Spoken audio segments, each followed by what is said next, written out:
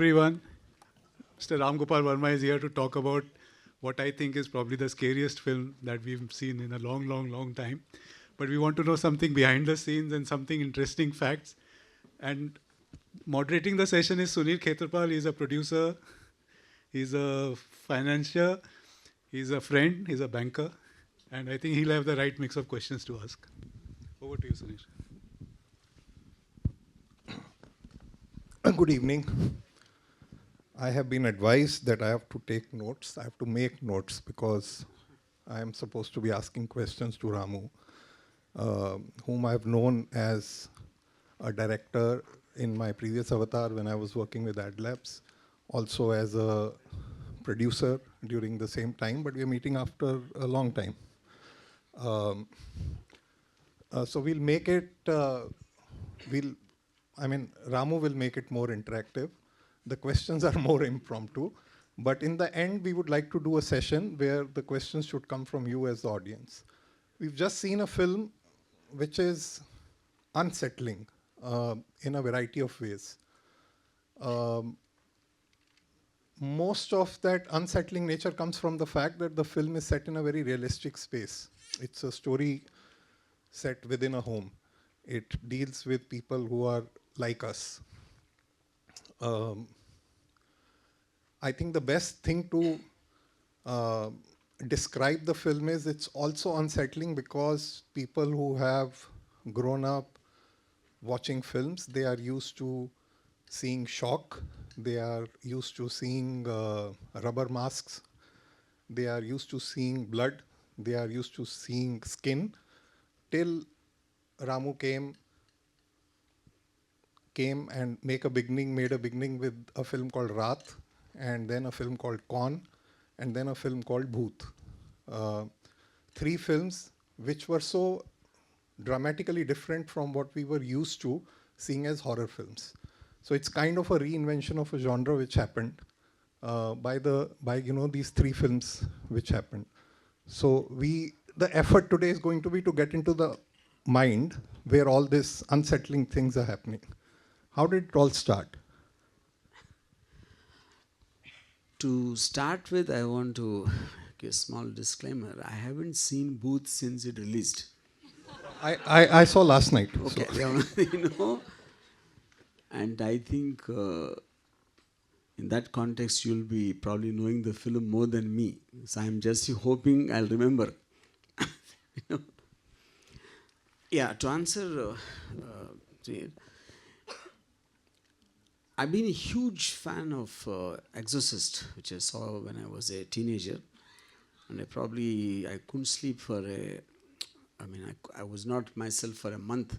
I used to be scared looking at anyone and everyone, including my family members, And then when I was making Booth, my first idea was to set it in some kind of a Haveli, which was like a most cliched thing at that time. Every film they used to make it.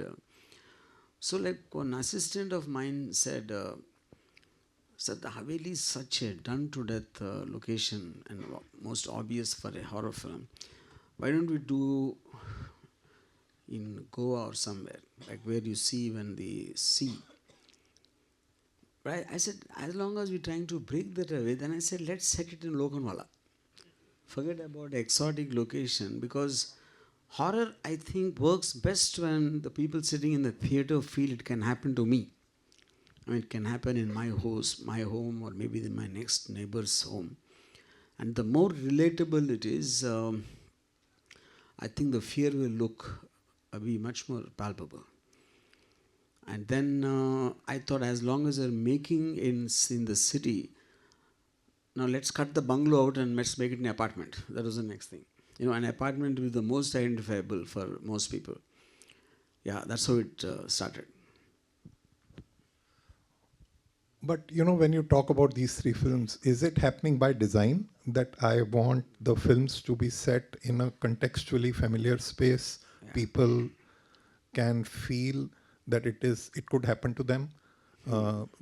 Whether you take the first 3 films, not the films which came later. Yeah. Where does this thought process actually start? Yeah, see, the whole point, I think, of a horror film, first you should love to scare people. I think that is where it starts from. So when I was in my college, I used to have this scary looking mask, and I used to put that on in the night and scare. And maybe even when I was younger, I used to hide behind a door and say boo, like all of us did, I think, at some point of time or the other. And in a natural progression, once I became a director, of course, I understand the craft and the psychology of how you can use the various aspects of film to create moments to scare the people. So, on a plot line, the only thing I did is, in Rath, it was a father and daughter story, Akash Kurana and Revati. He doesn't know what's happening to his daughter. I made the same film again, this time making them husband and wife. And the fact it is set in an apartment, because the backdrop is different, people didn't realize. Yeah. So now see, the whole point of what to take for granted in everyday life, all of us, we are in the living room, we watch TV, or we go up and down the elevator. And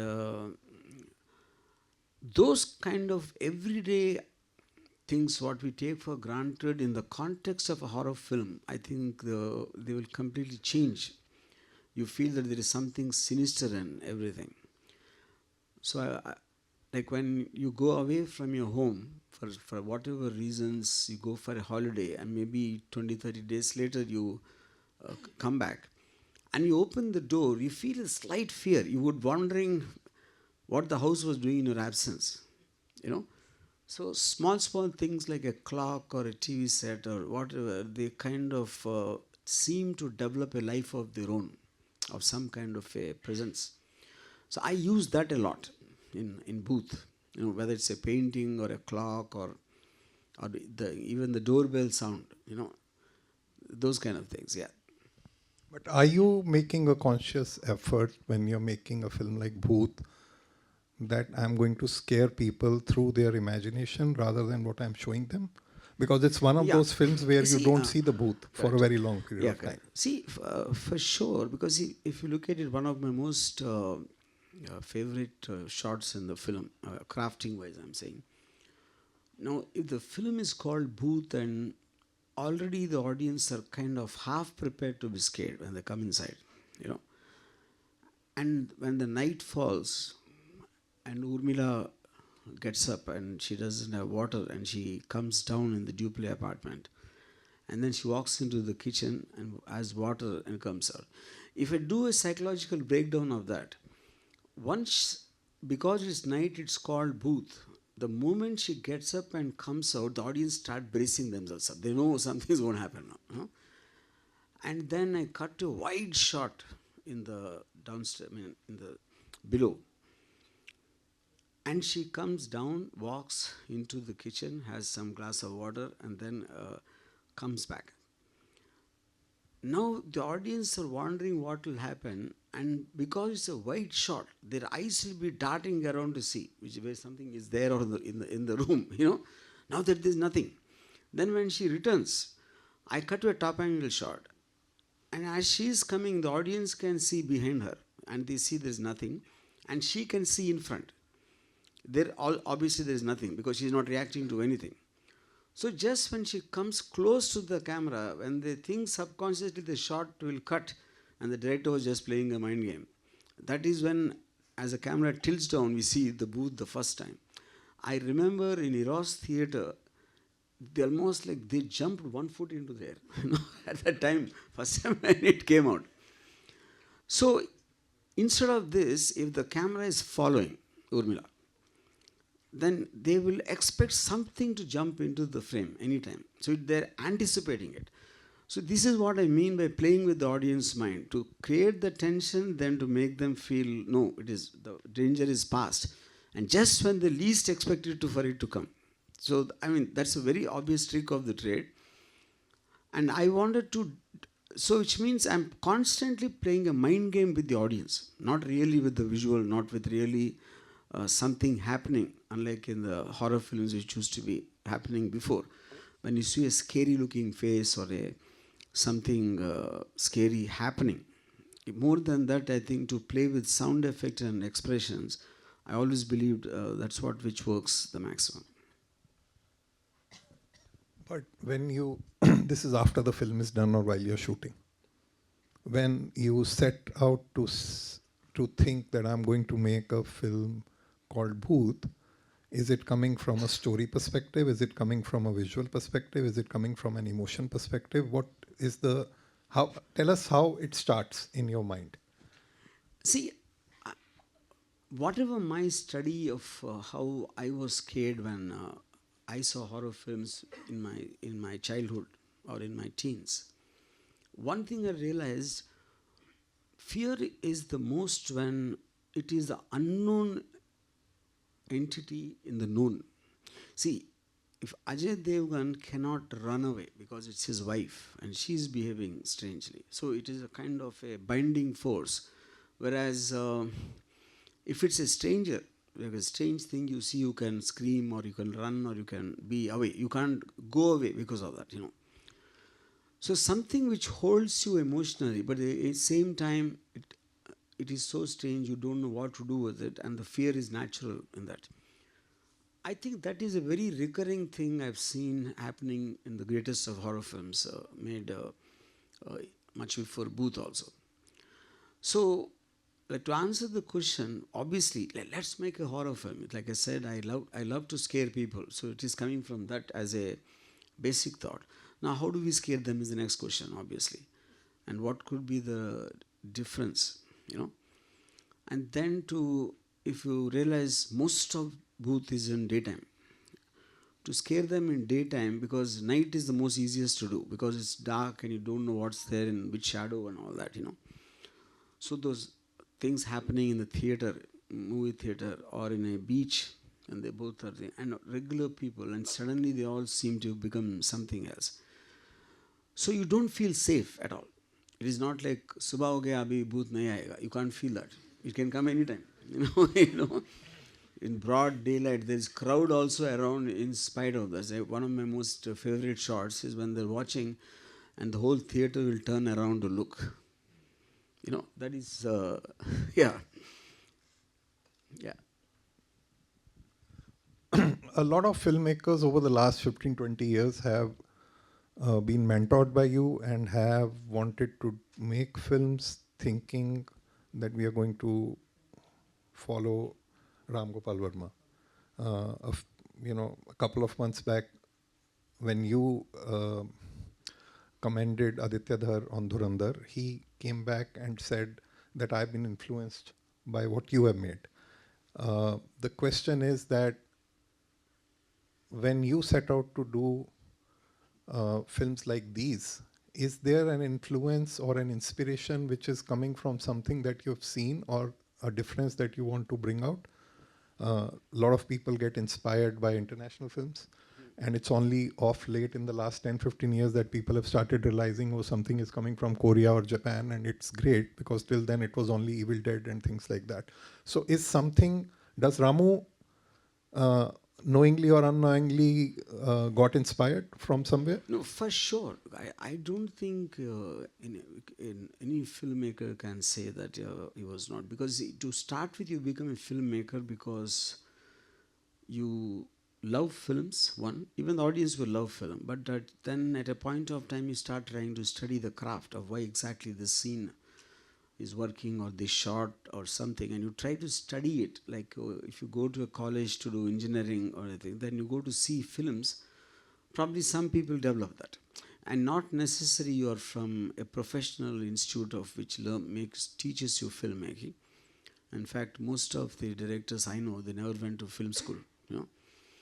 So once you start learning the craft, and obviously then you will start feeling, I would like to do it this way. So there'll be plenty of scenes in Booth and Raat also, what you mentioned. I would have some kind of a, back to The Exorcist or a Omen or a Evil Dead or many films. I can quote many films, not one or two. But when you put it in the context of your story, it looked different. See, the most cliched shot, if you see horror films, it will be like the camera following the character.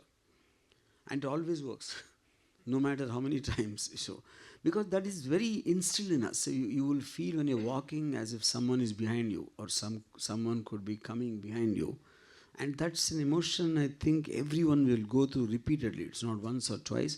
And no matter what age and what status, whatever you are, the fear of being alone and something is watching you, you know. So, and then it's a question of just creating moments through performance, or a kind of when Urmila is looking at the seat as if she's imagining something is there, and Ajay doesn't know what she's thinking because he can't see. So that psychological aspect is what I think. Apart from that, when she's looking at herself in the mirror and she's putting the hand, and you'll think something's going to come out of the mirror, then the small thing like a doorbell sounding, it can scare the hell out of you, you know. So like to repeat myself, it's just a psychological tricks. Basically, it went to make them feel nothing will happen and then to pounce on them. Yeah. No, I think, of course, when you look at all your films, there is a distinct sort of a design that people used to scare. Filmmakers have been scaring people by showing.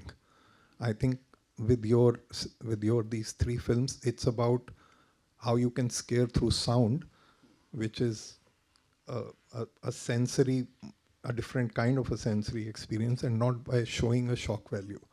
Um, in today's world, I think the Hindi audience especially seeks instant gratification.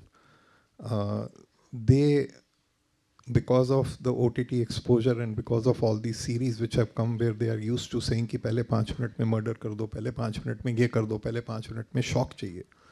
In today's world, we as customers, I think, are getting aligned to the fact that we don't have so much patience for the atmospheric build-up. Now, Bhoot is a very atmospheric film. Do you think today, if you were to make Bhoot again or a film like that, do you think audience tastes have changed? Do you think you'll make it still atmospheric and not so much shock, or it's just a figment of imagination that people don't know what they are wanting? Yeah. See, I think there's a distinction between a scary film and a horror film, you know. And there could be something gore, whatever. I mean, all of them relatively fall in the category, but as genre they're very different. A psychological horror film, I think, will always work because the fear is a perennial thing. It is not like you connected to a subject matter at a certain period of your time. Even today night, one of these people could experience something and can be scared. So I think it will be always relevant. Having said that, you have new technology, you have new kind of designs, whatever you want to do that will change, but the fundamental emotion I don't believe will ever change, you know. As long as the emotion of fear is existent, I think it will always work. Then and also one more thing I felt, if you look at The Exorcist, there is no story at all in the film. Absolutely, and it's a 2 hour 45 minutes film, and hardly all the scenes put together where they scare you won't be more than 15 minutes. Just the waiting is what which creates fear, the tension, because that is what I meant, you know. Like in Booth also, if you say till the point of time in the last 20 minutes or so, when I try to explain the story about why this is happening, till then there's no story at all. So now the point is whether if you're feeling the fear, and which of course comes through performances and the setting and everything, sometimes a director might fail to create that ambience of a constant tension, you know. Now I take so much of time, the lift keeps coming up, lift keeps going down, and the car is traveling and nothing is happening. So, but I think that is what which is adding, because actually building up the tension. In fact, to try to speed it up, I don't think it will work. That's what I think.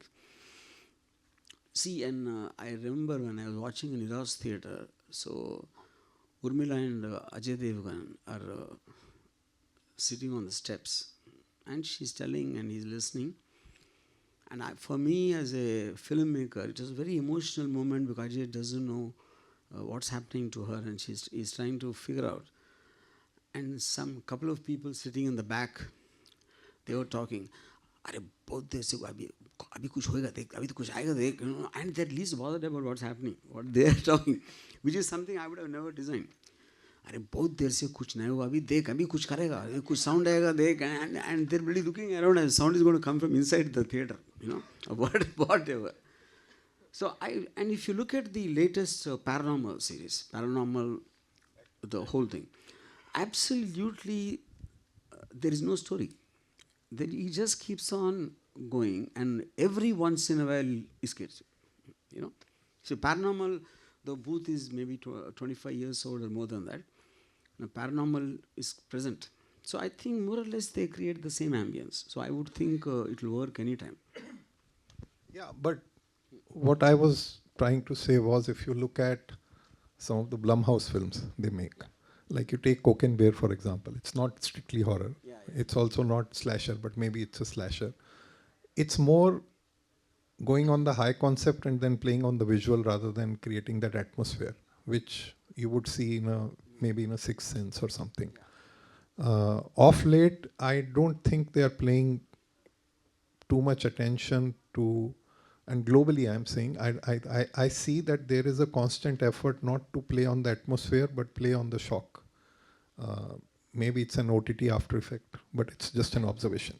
I'm not sure I agree with that, because if you look at even the most successful franchise coming to Blumhouse only, where they talk about Lights Out and these kind of films, including the Conjuring series, I think pretty much they're in the same format, you know.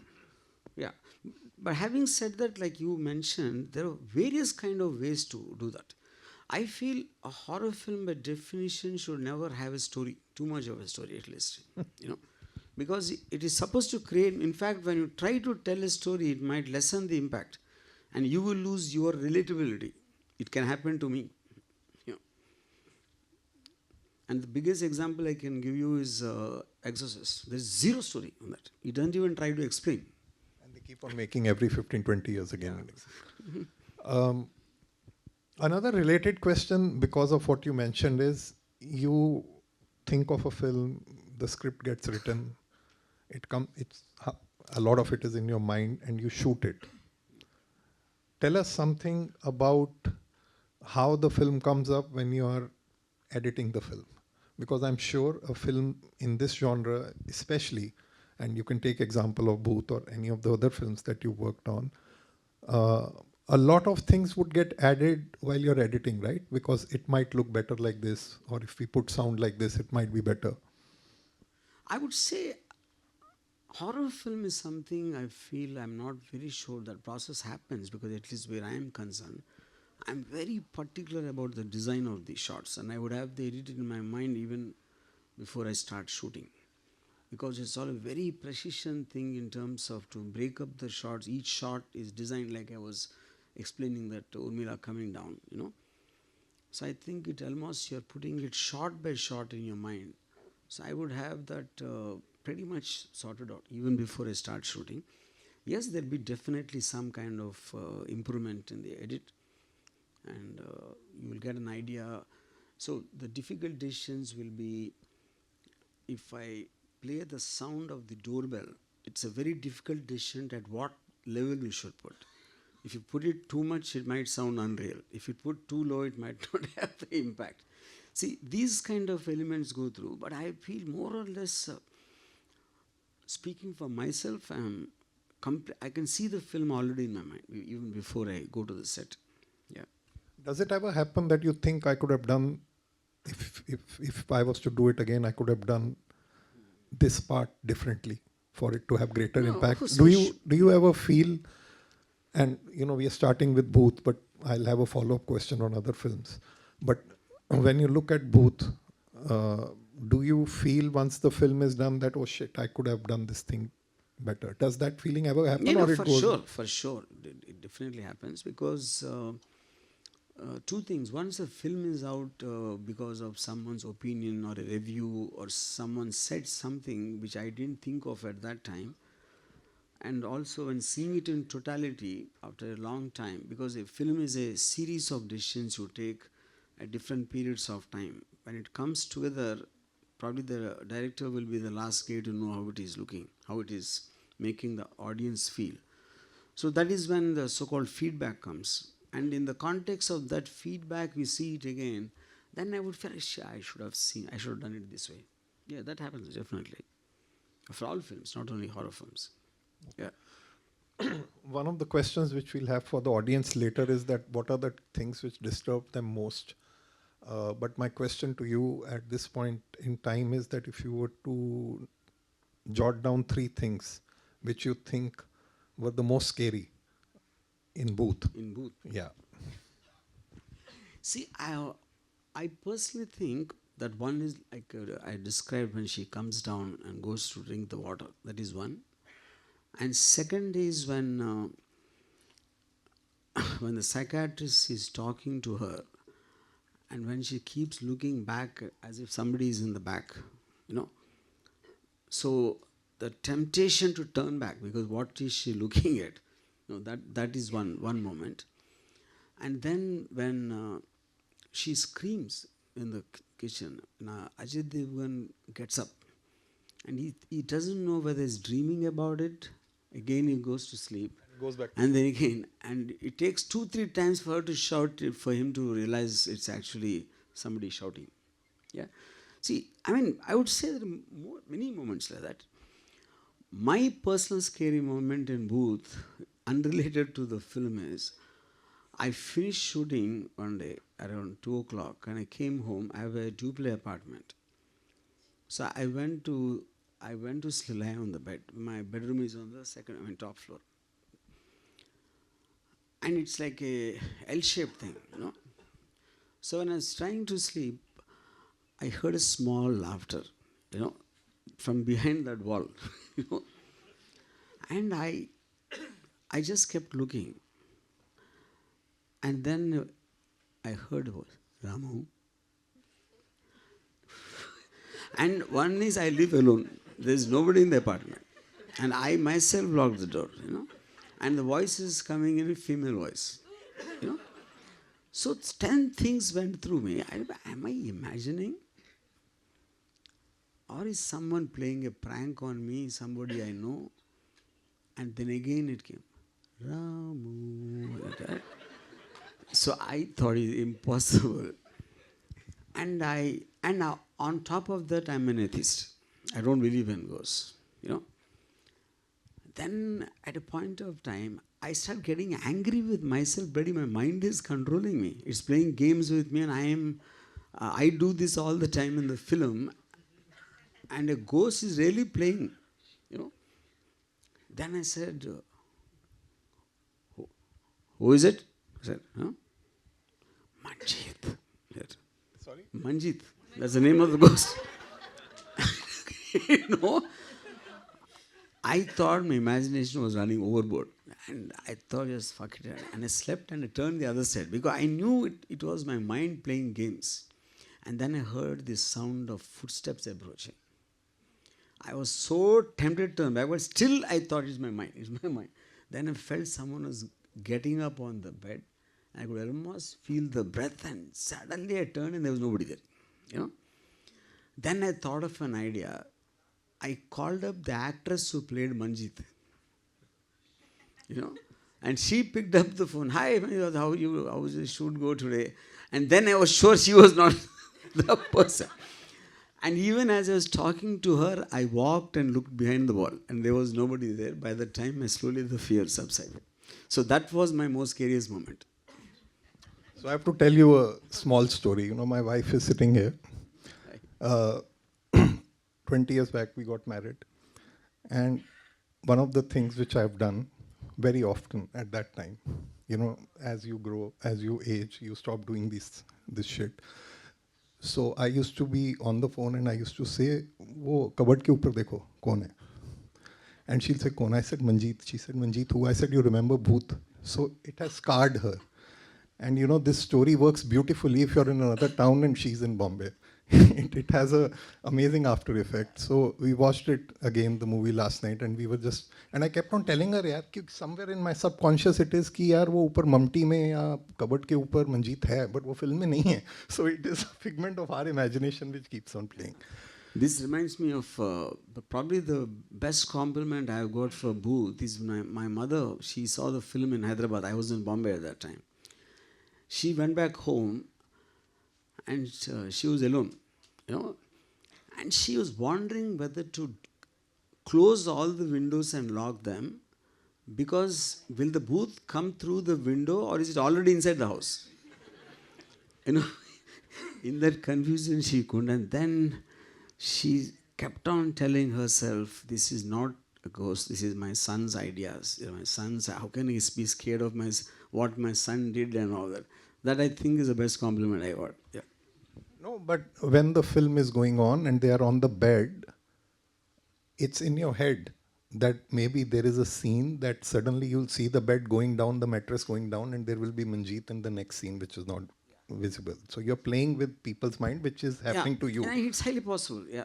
Yeah. Because see, eventually the whole thing is happening in your mind. It is just a question of, see, no matter how much I think I say I don't believe in the supernatural and all that, I mean, as human beings, we have a limitation in the context of how much we can know what all happens in the world or in life, you know.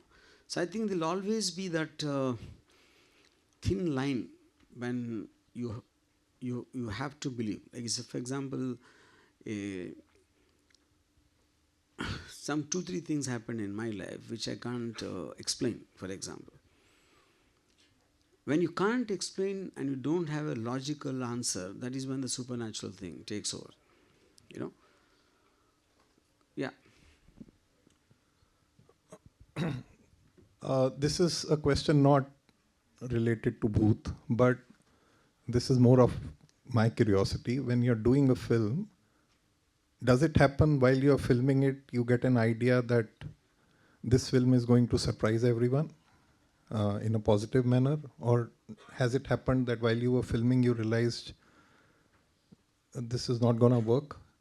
Has it happened with you? Give us an example of where you felt the film did more than what you thought it would do, and where the film really tanked and it was worse than your expectation.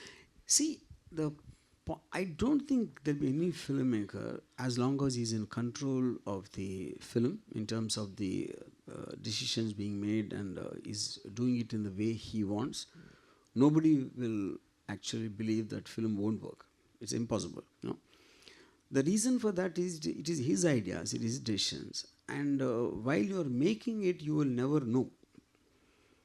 You already have it in your mind even before you started. So that movie worked for you, and that is the reason you are actually making the film. So it's not possible. Then as the old thing goes, like the wife is the last to know, they say. The director will be the last to know why the film is bad. After the release, that is. Wife is the first to know. No, last. No, about the affair. They say that, nah, everybody knows about, you know. Oh, okay, I get it. Yeah. I have one last question before we, open it to the audience, and I've kept deliberately this question as the last. Tell us something about Urmila. The process of what she has done, it's so amazing. Does it require too much of prep? Does it require too much of an effort on part of the actor? How tedious, and does that become a problem for the actor while she's enacting the role also, that she starts hallucinating or starts seeing things like you experienced? Do you remember anything? Tell us whatever you remember from the film. See, the point is, you're talking about what the actor will go through in doing something like that, or how she could do it. I'm not very sure. No, I think the question is 360 degrees. The actor will make an effort to do, because it's not possible that this is like impromptu. You come and you're shooting for Booth and this is what you will do, what we've seen. There must have been a process, right? So that's one part of the question. Secondly, how involved you get when you're doing a film like this? If you're imagining things, I'm sure she was imagining things at some point. See, I think it works in two parts. To start with, the very funny thing I'll tell you, which probably nobody will believe, why I actually decided to cast Urmila in the role. Because of one expression she did in another completely different film. That is when the expression got so strongly in my head. It is a Hairama song of Rangila. You know, then when she's wearing this red dress and looking intensely at Jackie Shroff in a bit of that song, that close-up is what actually which convinced me she can pull this role. You know, so then obviously I will be briefing in the moment of how to turn your head to look at someone. I will probably give a lot of theory to the actor, which many times I do. And then obviously I will just kind of encourage them to think of the moments they were scared. Or sometimes I might ask her, what do you think you will do if you hear a sound like this? You know? And it is surprising how many different ways they can come. It's the same thing I did with, of course, Ajay Devgan also.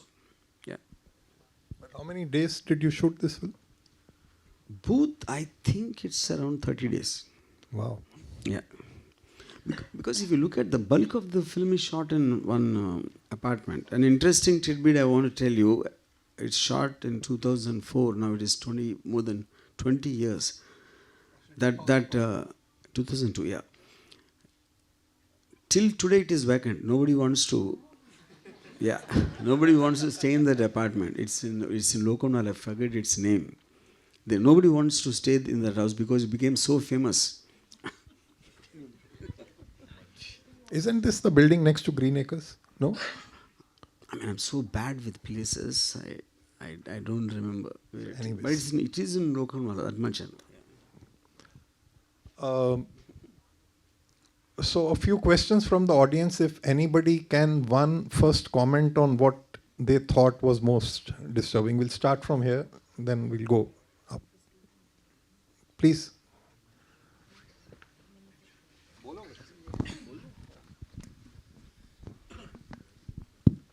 Hello, sir. This is Krishna. This is one of my surreal moments of my life because I've been your admirer since my 10th plus 12 days. I was not been a cinema fan from you. I was always been a fan of your rational thinking and logical personality that you portray in your interviews. So that's how I know you. Watching Booth was extremely good. The one thing it felt disturbing me was the ground level shots. All the ground level shots were very anticipating. I was waiting for something to happen, but at the end it was nothing. That was the most teasing part for me. And to answer that question, it might sound a little disparaging. That's not my intent. I think to be scared, you need imagination also. I don't know if you have that. I hope I don't. No. I just tell you a couple of examples. I remember reading a book of James Hadley Chase in which there's Chuck and a girl. In some context, they go to a weird-looking place, and she says, "Chuck, this place is looking creepy." And James Hadley Chase wrote, "But Chuck had no imagination." You know. No, it's like, okay. And second point is coming to that crawling shot of the camera in a low angle traveling. I have some kind of a fetish to maybe it came back from my baby days when I was crawling. Okay. I think it's those memories in my head which makes me make the camera do these low angle movements mostly. Yeah. Thank you, sir.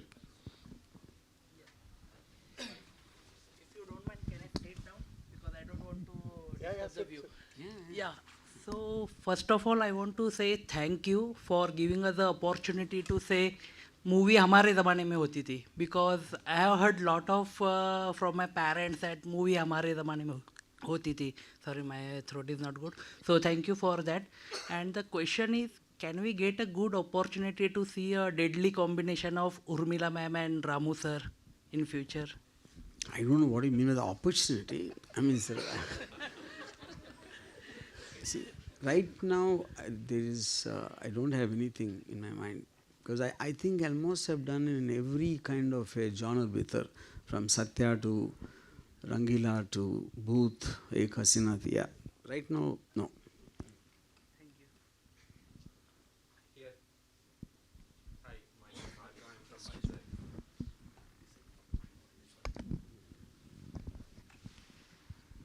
Hi, my name is Bhargav. I'm Vizag.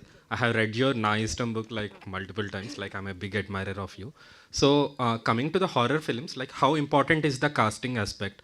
Because like you had mostly in your conversation you had focused on the sound effects and all. So how much important the casting will bring a liveliness to the, or like whatever the essence to the film? And also another one, like if not Urmila, who would other be the? I mean, who would be the other choice? See, I feel casting is the most important thing. It's not like one of the important things, because what the characters are feeling on screen, the audience will feel, especially even more so in a horror film. You know, if you are reacting to what, like Vijay Devgan is looking with fear, a guy with an action image is getting scared, so you'll also be more scared than that. You know.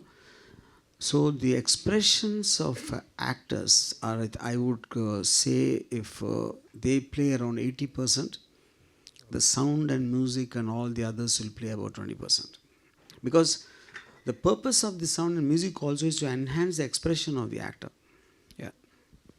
Other one, if not Urmila, who would be the other choice? I'm sorry, I can't think of it. Because even at that time, she was the first person. I never even thought about anyone.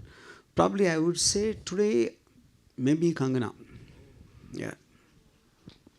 Hello, sir. My name is Prateek Jain, and I am, first of all, I am a big fan of your movies. So, any update on your upcoming movie? I have heard in some way in media, police station mein Bhoot. Yes, when it will be released. That will be coming in May. It's a horror comedy. Yes. Yeah, and I shot with Manoj Vajpayee and Janelia. Yeah. Okay. So we have time for three more questions, quick ones. Everybody is a fan, we know, so save on that time, please. Hello. Sir, actually I was reimagining the scenes of Exorcist while watching Booth, that neck scene of Exorcist, and then I saw the Watchman scene here. It was like I was reimagining that key. It was like you inspired from him, like Esa. And which is the another international film you think of, you want to remake in today? Like it was only horror, no horror comedy or something. Scariest. I mean, I have ideas of horror films, but not really something which is related to something which already came. I have some couple of original ideas I'm working on. Yeah. Yeah. Hi, I have a question on. You and after that person behind you. So my question is more to do with you talk about the logical side of. Hi, my question is you start with the logical side where Ajay Devgan is playing a very logical, does not believe in ghosts, and then gets a psychiatrist, and that world is brought in. And then you bring in Rekha with the supernatural belief, and you put both of them together in the same room. And that was very exciting for me to see, because that's also two worlds colliding, which most of the movie goers are coming from. Some of them believe in it, some of them don't believe in it, and it's a constant tussle. So I saw that very interesting. So was that well thought out? Like, is that something you planned? That was one. And about the scariest moment for me was that neck turning thing, because that was very interesting for me, because you showed the expression first of Ajay Devgan and how he was reacting. So, but I was thinking, kya hi kar liya hoga? Matlab knife mara hoga, kuch to kiya hoga. But when you see the neck turning, that was like a very defining moment for me. Nobody has gotten scared with that toy who was there. That's only in imagination, that kuch hoga, kuch hoga. So, see, I think the first part of your question, to get these two worlds together, this is a straight copy from Exorcist. In Exorcist, that's what happens, you know. And where the mother is wanting to believe in the professional doctors, to psychiatrists, to find out what's wrong, and then this father comes to conduct the exorcism. Yeah, I think that's a pretty much very done to death thing. Even before Booth, there might be many films. And the second part is what you said? Just a comment on how Yeah. that brought in. So the last question, and whoever else wants to talk, can please do this after this Uh, question. Yeah. Actually, should I speak or? Yeah, please. I would like to appreciate a lot because 2003 की बनी हुई movie है, आज 2020 है, पूरी movie में आपने हमें बांध के रखा। और एक कल से मैं कुछ नई मूवी देख रही हूँ और इसका मुझे ट्रेलर भी शायद मैंने नहीं देखा था, किसी ने मुझे पूछा ये अजय देवगन वाली है, आई सेड नो मुझे नहीं पता है, आई जस्ट केम एंड पूरी मूवी में बिना कोई प्रेजुडाइज माइंड के आके बैठ के आज भी देखना।